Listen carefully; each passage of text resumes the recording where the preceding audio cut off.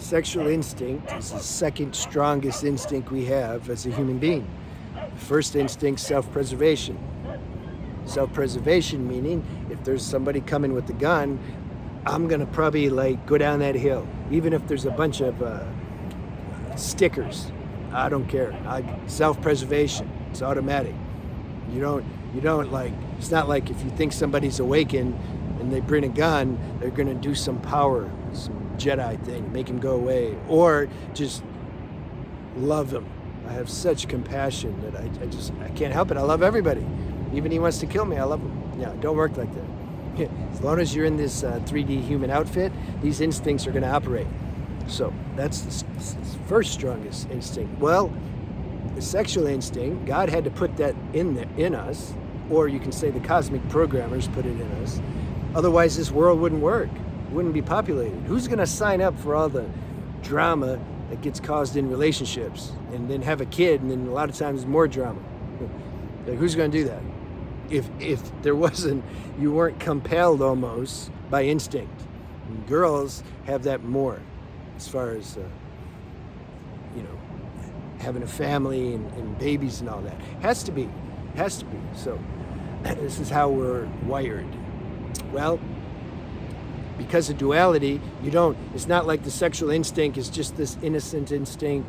Oh, if I find a good person, then we're going to have sex and have a baby. No. Yeah, that's there, but there's a dark side also. And it becomes lustful. It becomes super lustful because lust is an ultimate dopamine hit, whatever form that takes. Masturbating, looking at porn, going outside, try to some popular area or go to the beach and getting hits of validation from people looking at you. I call that edging. Or edging and not orgasming. You play with yourself and don't orgasm, just edge. Yeah, super strong dopamine hit. That falls into the lustful category because most people, they're not at home inside, and so they need a way out. I gotta escape. I need some euphoria. I need some chemistry. Brain, like, give me some feel-good chemicals. I don't want to just, run 10 miles every day. I'm tired. Like, is there an easier way?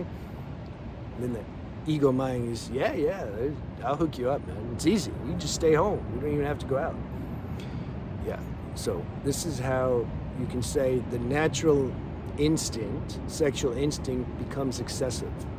And then it starts wreaking havoc on our nervous system and making our mind super restless.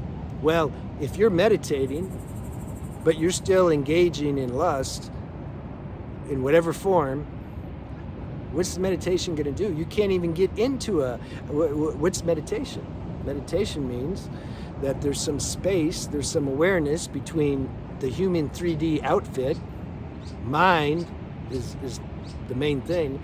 There's some space between that and your natural formless presence or self. Like you can see the 3D game operating. Same way you're driving a car to work, you see the car you're driving, right? It's the same thing. It's not quite the same thing, but okay. So if your mind's making noise, it's not just it makes noise, it also, yeah, you can see my other channels. I talk about ojas, Beyond the Alchemy channel if you're a guy, but I tell girls to go there also if they're interested in these subjects. The sexual energy is the most potent, powerful energy the body makes. It's like our spiritual container. It allows us to be present. We don't have any inner strength. How are you going to be present if you're stuck in lust all the time? You're not going to have the soundness of bearing to even have a meditation. They can put you in a self-deprecating chamber with nothing, and still it's not going to help you. Your mind's going to be, it's either going to be making noise or it's going to be dull. That's the word I was looking for. I like the Sanskrit word, tamas. Me and my Indian friend, I joke with him. He's more kapha by nature, which is an Ayurvedic term, and usually the people who are more kapha are more tamasic. And so then I tell him he's tamasic. And see, I'm more ragistic because I'm vata. Too much air and ether makes you a little more restless. Anyway, nobody's perfect. Not if we're in a human form. There's always going to be some imbalance and imperfection. Hence the game of life. The game of life is about balance.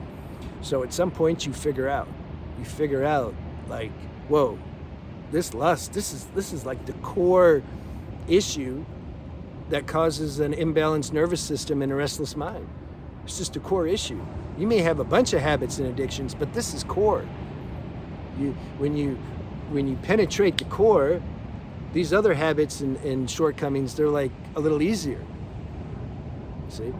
So the mind, because I used to do this, my mind, I used to believe this nonsense. The mind would say, no, you just do your meditation. Just meditation, just do your meditation, that's it. You don't need to look at the rest of your life. You don't need to look, no. You just do your meditation. And I would try to do my meditation. I would get nowhere. And the mind says, well, you did it though. That's it. You just keep going. You keep doing it.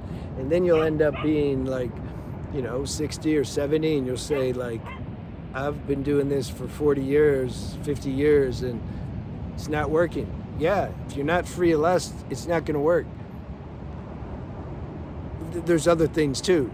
Because some might say, well, I'm free of lust, it's still not working. Yeah, then we got to look at that. I don't know. Come to satsang.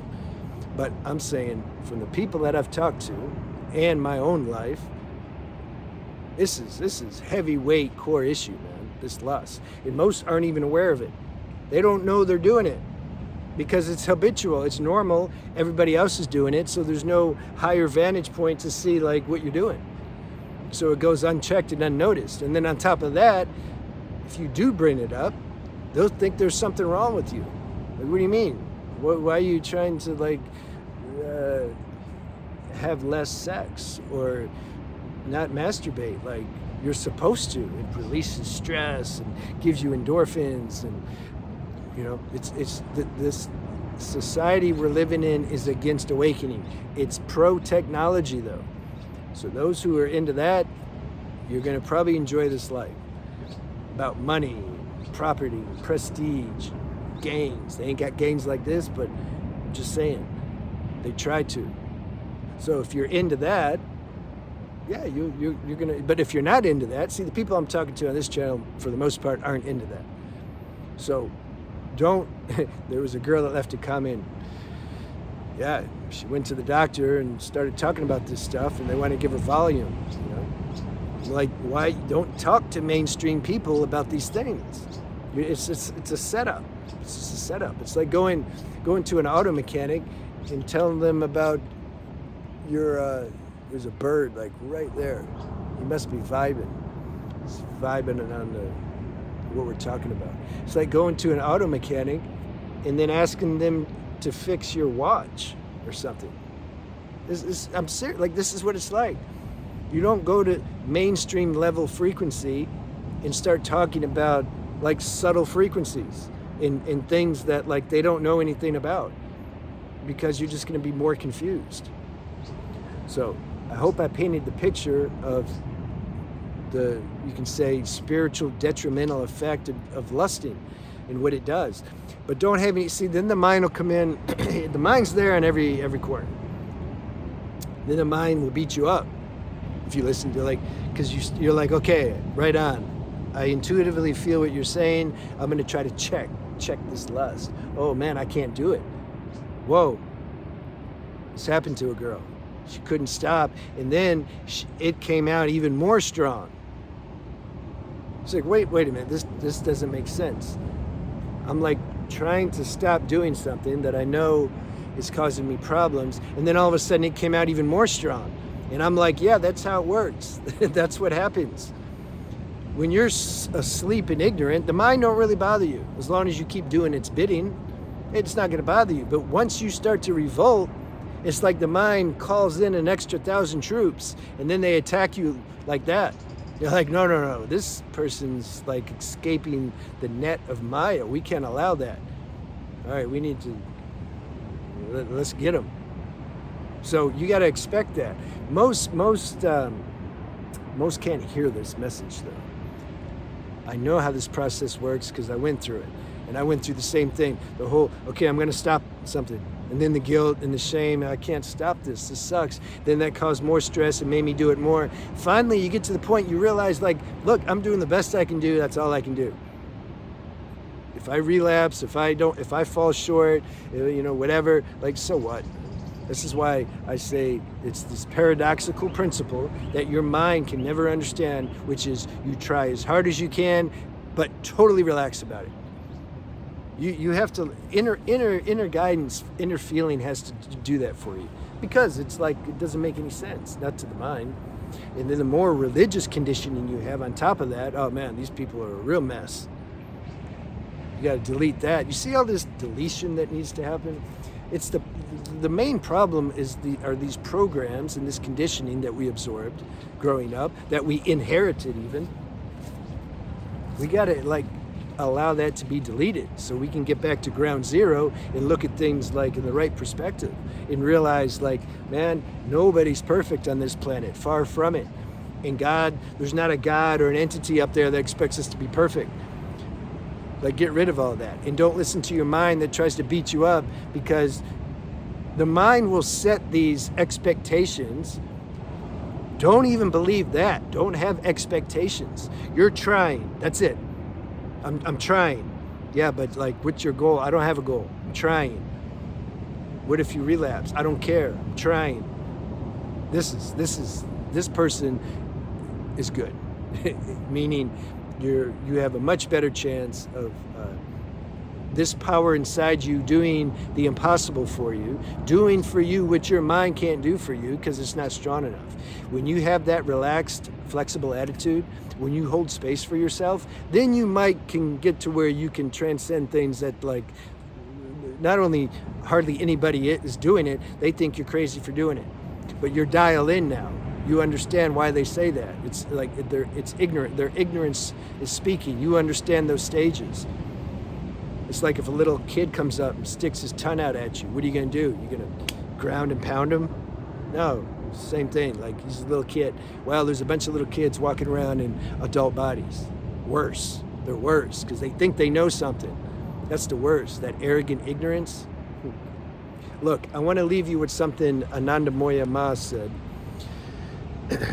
Damn, I forgot to tell a different story. Maybe I'll tell it still. Yeah. All right, but Anandamoya Ma, I love this.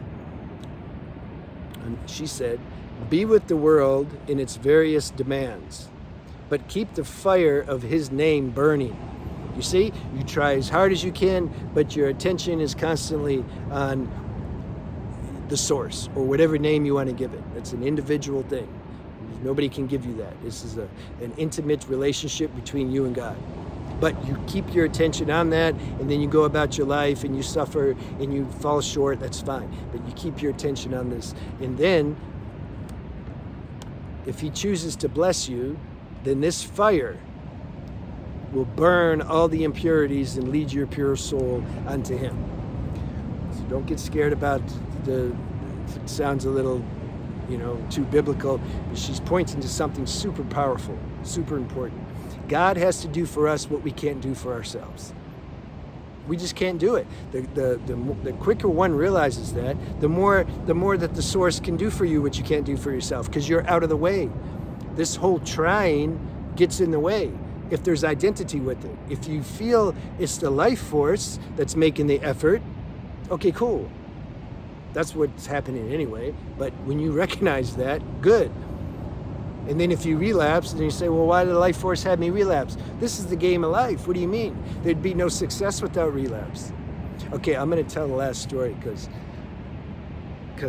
I want to. There was a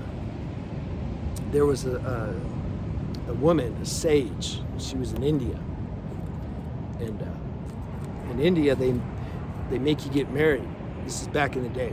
Still they do in some villages, but she was a super evolved soul.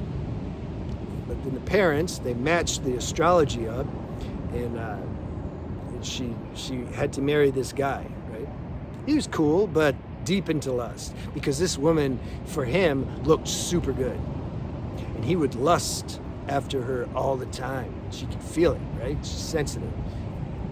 And he kept asking her, like, when can we, like, do something? Like, I want to do something. Like, you're my wife, and so I want to do something.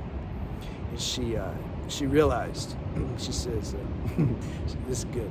She said, look, you just give me 7 days. I'm going to go in my room, and I need to meditate. I need to get ready, because I want to give it to you full on, see? She knows how to talk to guys. And she says, but you can't disturb me when I'm in this room.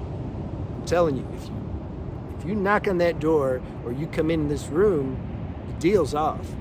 But you know me, when I say something, I can be trusted. So I'm telling you, in 7 days, I'm going to come out, and then we're going to get it on for as long as you want. Husband's happy, man. He's like, look, no problem. Like, no problem. I'm not even going to walk by the door, all right, just to make sure. I don't want to mess this up. So then she went, what she did is she went in that room and locked the door and fasted. She fasted for 7 days. And she took enemas. And she had some buckets. So every time she had a bowel movement, she'd go in this bucket. Fill all the buckets up. So then after 7 days, I don't know, she was about 120 pounds when she started. After those 7 days, especially if she dry fasted, she was like 75, 80 pounds. Super gone, white, pale. She opened the door, husband was already there waiting, right? He's ready. She opened the door, the husband was tripping. He said, oh, what'd you do? Like, what the hell? What'd you do with my wife? She says, I'm your wife. He says, what happened to you? Like, we need to get you to the doctor. She says, no, I'm cool. I'm going to start eating, and I'll be cool in a few days. But the last 7 days, I haven't eaten. Which one is it? Eaten or eaten? Eaten, probably. I haven't eaten anything in 7 days. So this beauty that you imagine you saw and you kept bothering me about, it's still here. I'm going to show it to you. And he went in the room, and then she pointed to those buckets. She says, there you go. That's your beauty. That's my flesh that you've been worshiping, since we were married. So I want you to see that. And if you want to still get it on, hey, I told you I would. I'm not going to lie. Husband prostrated right there. He had enough spiritual sanskaras and sensitivity. He got the message. And then she became his guru. There was no more collective, mainstream character of wife and husband. There you go. They lived happily ever after. All right, I'll see you.